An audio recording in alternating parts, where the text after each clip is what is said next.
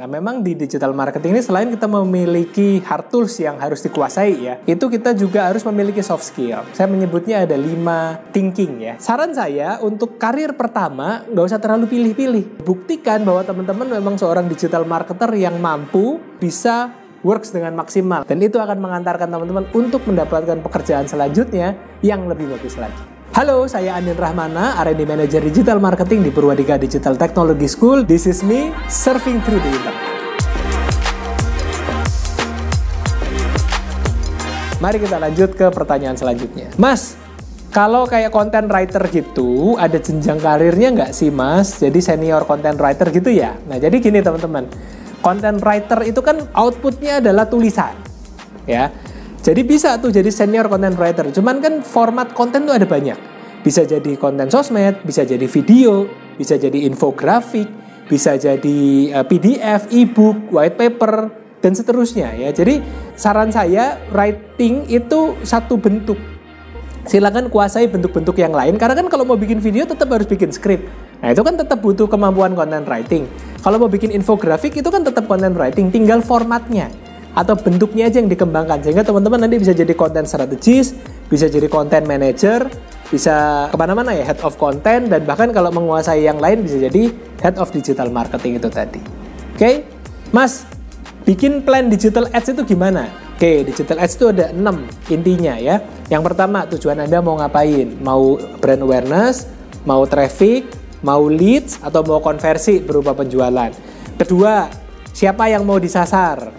Apakah mas-mas yang suka naik gunung, mas-mas yang suka mengaji, atau mas-mas yang suka main futsal? Itu harus di-define. Atau mbak-mbak yang berhijab, atau mbak-mbak yang suka nongkrong di senoparty, atau mbak-mbak yang mana? Gitu kan. Nah itu harus jelas tadi tujuannya apa, audiensnya siapa. Audiens itu biasanya kita define menjadi 3, demografi, umur dan jenis kelamin, psikografi, sifatnya dia apa, dan geografi, lokasinya dia di mana. Yang ketiga, orang itu nongkrongnya di mana sosmednya? Di IG, di Facebook, di Twitter, apa di mana? Jadi kita tentuin nih channel apa yang akan kita gunakan. Yang keempat, kalau channelnya begitu maka kontennya gimana? Kalau TikTok ya teman-teman harus bikin konten. Tang. Nah, itu harus dibikin. Ya, kalau memang ternyata segmennya TikTok. Tapi kalau segmennya IG ya berarti kita harus sesuaikan formatnya. Kalau segmennya di Twitter, channelnya ya kita harus sesuaikan lagi gitu ya. Baru yang kelima adalah budgetnya. Budgetnya berapa, timelinenya kapan, ya. Mau 15.000, mau 50.000, mau 100.000, itu diatur aja. Dan yang terakhir adalah landing page-nya kemana, ya. Diklik iklannya, habis itu nanti dia nongolnya kemana. Apakah ada formulir, apakah ke website, atau install aplikasi, atau kemana. Nah 6 poin itu kalau udah dijadiin satu PPT itu udah bisa disebut sebagai plan digital ads. Oke? Kalau SEO ada minimal 1 bahasa pemrograman nggak yang harus difahami biar kayak expert selain terus berbayar. Jadi kan SEO ini erat kaitannya dengan website. Jadi teman-teman minimal paham tentang HTML atau tentang PHP. Jadi kalau paham tentang keduanya itu bisa tuh ya untuk memahami bagaimana SEO itu bekerja. Karena kan nanti kita akan masukin meta description, kita akan masukin title, headings, paragraf, dan seterusnya. Jadi teman-teman saya sarankan memahami minimal PHP dan HTML. Jadi biar nanti bisa memahami kode ini harus diletakkan di mana dan ini artinya apa gitu ya. Alt image gitu-gitu kan. Jadi memang kita harus tahu bahasa kode, bukan bahasa kalbu ya. Jadi bahasa pemrogramannya itu minimal 2 itu tadi. Nggak usah terlalu ribet-ribet karena kita digital marketer bukan programmer. Ya, kita lanjut. Mas, kalau mau melakukan iklan, terus kita bingung mau masang iklan di Facebook Ads atau Google Ads, adakah tipsnya dalam pemilihan tersebut? Jadi gini, teman-teman ini kan ada banyak kolam nih, ya. Ada kolam ikan lele, ada kolam ikan gurame, ada kolam ikan mujair, anggaplah begitu. Nah, kita mau mancing di mana itu kan tergantung orangnya siapa. Kalau teman-teman mau menyasar ibu-ibu misalnya gitu ya, ternyata ibu-ibu mainnya di Facebook, ya kita mainnya di Facebook Ads. Kalau kita mau menyasar Mahmud, mamah-mamah muda, atau macan ternak, mama cantik antar anak, adanya di IG, ya kita mancingnya di IG. Oh, kita mau menyasar orang-orang yang udah kepengen beli, dan dia biasanya googling di Google. maka ya kita pasangnya Google Ads, Google Ads yang AdWords ya, yang SEM. Atau kita mau menyasar orang-orang yang sering nonton YouTube channel tertentu. Kita jualan tas untuk ibu-ibu yang suka masak. Masih nyambung kan? Ibu-ibu yang suka masak biasanya suka koleksi tas. Maka kita targetkan di YouTube channel Chef Arnold atau chef-chef yang lain gitu ya. Nah itu bisa. Jadi jangan bingung masalah Facebook atau Google Ads, tapi kembali lagi ke orang yang mau kita sasar itu adanya di kolam yang mana. Maka itu akan menjadi penentu kita akan pakai channel yang mana. Oke, lanjut. Mas, apa benar? Mas, apa benar kalau mau jadi digital marketer harus fasih bahasa Jakselian? Jadi gini ya guys, gini ya guys ya. Kalau kita itu mau jadi digital marketer, memang mostly kantornya, agency dan brand itu ada di Jakarta, dan memang mostly ada di Jakarta Selatan. Which is isinya adalah anak-anak ngomong Jaksel semua, gitu kan. Itu akan membuat kita overthinking ya, dan kita akan selalu butuh healing gitu. Nah tapi teman-teman sebenarnya kan potensi klien kita se-Indonesia, dan teman-teman nggak harus fasih bahasa Jakselian, tapi intinya berkomunikasi dengan baik aja gitu. Kalau bisa malah bahasa Inggris, karena kalau kita ketemu ekspat-ekspat, orang Singapura ya, orang India, orang RRC atau orang Europe gitu ya, itu kan, atau orang Amerika, orang Inggris kan, kita malah justru bisanya bahasa Inggris. Mereka kan juga nggak akan ngomongin bahasa Jakselian gitu ya. Tapi nice to know lah kalau teman-teman buat nongkrongnya, biar nanti ngobrol sama klien atau ngobrol sama rekan kerja itu bisa kayak lebih akrab aja gitu ya. Jadi teman-teman jangan sampai overwork gitu ya. Oke, kita lanjut. Saya tuh nggak bisa ngomong gue ya. Ilatnya itu ilat Jawa, jadi saya bilang saya aja. Saya dulu pernah ngelamar kerja sebagai copywriting, ternyata copywriting itu sesulit itu ya. Memang tidak mudah teman-teman. Jadi gini, apa bedanya content writing sama copywriting? Kalau content writing kita bikin konten, biasanya bentuknya agak panjang ya, bikin artikel atau bikin microblog atau bikin script gitu, itu agak panjang. Kalau copywriting itu menulis copy yang biasanya cuma 1 kalimat, 5 kata, yang itu akan lebih susah kalau dipendekin, ya kan? Jadi memang di situ ada seni mengatur diksi, mengatur rima, menentukan apakah kata-kata kita itu udah kena apa belum ke audiensnya, harus mengandung unsur emosi, kita testing ke orangnya. Jadi memang tidak mudah.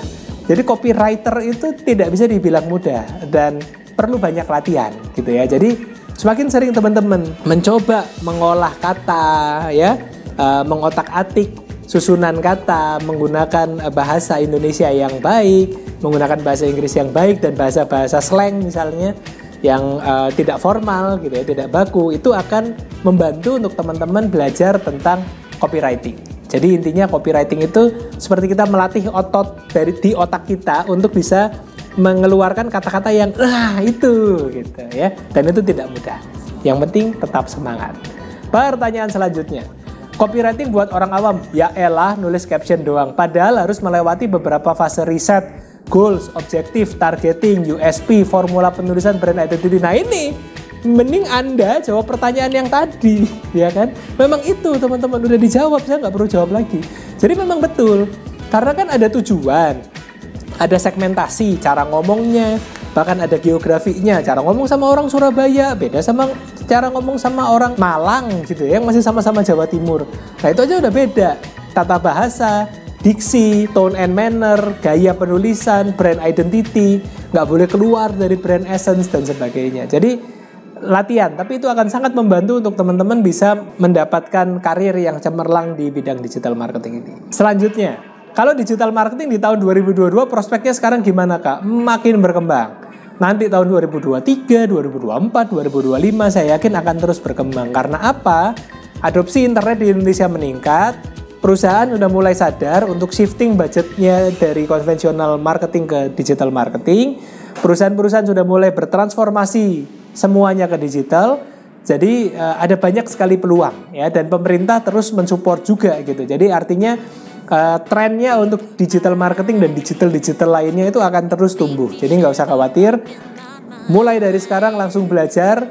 Silahkan akses www.purwadika.com dan pilihlah program Job Connector Digital Marketing. Mau yang lebih ringan ada part-time digital marketing, ya. Jangan lupa. Kalau perlu pakai kode promo saya, nggak usah deh. Kita lanjut. Dukanya anak digital marketing itu posting konten yang keren dan terus typo. Nah ini nih penting nih ya. Jadi gini teman-teman, karena nilai setitik rusak susu sebelangah itu benar. Ya.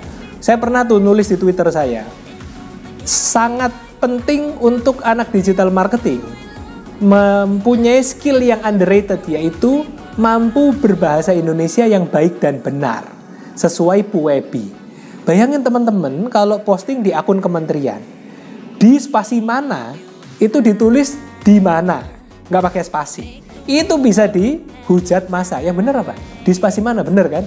Di spasi mana? Saya cari nih, di mana itu yang benar adalah di spasi mana, ya, karena ada kata tempat ya, di spasi tempat itu berarti pakai spasi gitu.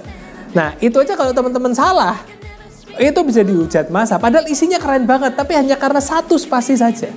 Atau teman-teman karena satu typo, wah itu bisa dipermalukan. Dan saya juga pernah presentasi di depan BOD karena satu typo yang dibahas orang-orang typonya. Padahal isinya itu saya mikir semalaman. Padahal udah dikasih waktu 1 minggu baru ngerjain semalaman. Emang kelakuan tuh anak digital marketer punya sifat seperti itu biasanya. Tapi intinya teman-teman selalu cross check. Saya juga pernah punya klien, jadi tim admin saya itu nulis hari besar. Dia intinya salah tanggal, salah tahun ya. Harusnya 1442 Hijriah, dia tulis 1441. Nah itu kan fatal. Ya kan, kayak kita seolah-olah posting ucapan tahun lalu gitu. Nah itu kan bisa kena amuk dari klien. Padahal cuma salah satu huruf gitu. Jadi sangat berbahaya teman-teman typo ini. Efeknya bisa kemana-mana. Selalu lakukan quality control. Kita sendiri yang menulis, baca 2 kali. Kalau perlu kita kirim ke grup kantor. Pastikan semuanya ikut membaca sekali lagi. Ini ada yang salah apa enggak? Spasinya, tanda bacanya, angkanya, dan seterusnya. Ya, karena bisa runtuh kekerenan yang kita usahakan sedemikian rupa hanya karena satu typo saja. Waspadalah, waspadalah. Terakhir, job digital marketer. Terus ada yang bilang, oh admin all shop ya. Jawab aja iya. Gitu.